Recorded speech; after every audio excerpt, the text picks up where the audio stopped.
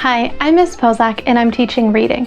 This week we are learning how to identify the key details and main topic of a nonfiction book. Remember, nonfiction means that it is real and true. It's telling you facts and you are learning something new from the book. Today we are going to read some of this book, Dr. Seuss, The Great Doodler by Kate Climo, and paintings are by Steve Johnson and Lou Francher. This book is all about Dr. Seuss, or his real name, Ted Geisel. While I'm reading, I want you to think about what are some facts or important details that you learned from this book. Let's get started. Theodore Ted Seuss Geisel was born on March 2nd, 1904 in Springfield, Massachusetts. His mother's name was Henrietta Seuss Geisel. She read to him and his big sister Marnie. She also sang chants and she used to sell pies in her parents' shop. He later said that he got his love of wordplay and reading from his mother. Thanks to his father, Theodore, Ted became interested in machines. His father tinkered in his shop making wacky inventions, and one of them was an invention that made arm muscles stronger.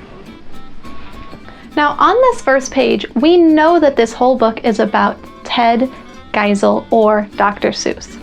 So do you think it is important to know that his dad invented a machine that makes arm muscles stronger? I don't think that's going to be important very much either. I do think it might be important that Dr. Seuss's dad played with machines and that his mom gave him a love of wordplay though. Let's keep reading. After high school, Ted went to Dartmouth College. He worked on the humor magazine. He drew zany-looking animals with zany names.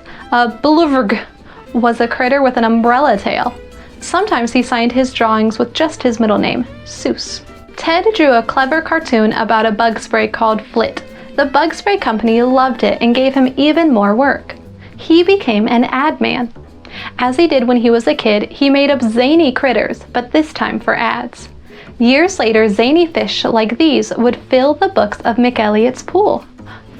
Ted wanted to do more with his doodling. A trip by ocean liner inspired him. The ship engine droned, dum-dee-dum, dum-dee-dum, and he started to write to the rhythm of the engine. He wrote a story about the crazy things a boy sees on his way to and from school. When he sent it around town, 27 publishers turned him down. But then he ran into a friend who had just become a children's book editor. Mike McClintock loved the book. The title was, And to Think That I Saw It on Mulberry Street. It was Dr. Seuss's very first book. And we're going to go ahead and pause there. The rest of this book is in the description for you to enjoy. What are some fun facts that you learned about Dr. Seuss? I learned that he is from Massachusetts and that he grew up doodling a lot. I also know that he got a job selling ads and that he drew silly critters. I learned that his first book was To Think That I Saw It on Mulberry Street, which is one of my favorites. Today in reading, you are going to read a nonfiction book and tell me 3 facts that you learned. You can choose a nonfiction book from your home library, from Epic Books or another ebook service, or from the description below, there are a bunch of nonfiction YouTube books that you can read. I'm really excited to see what you guys choose.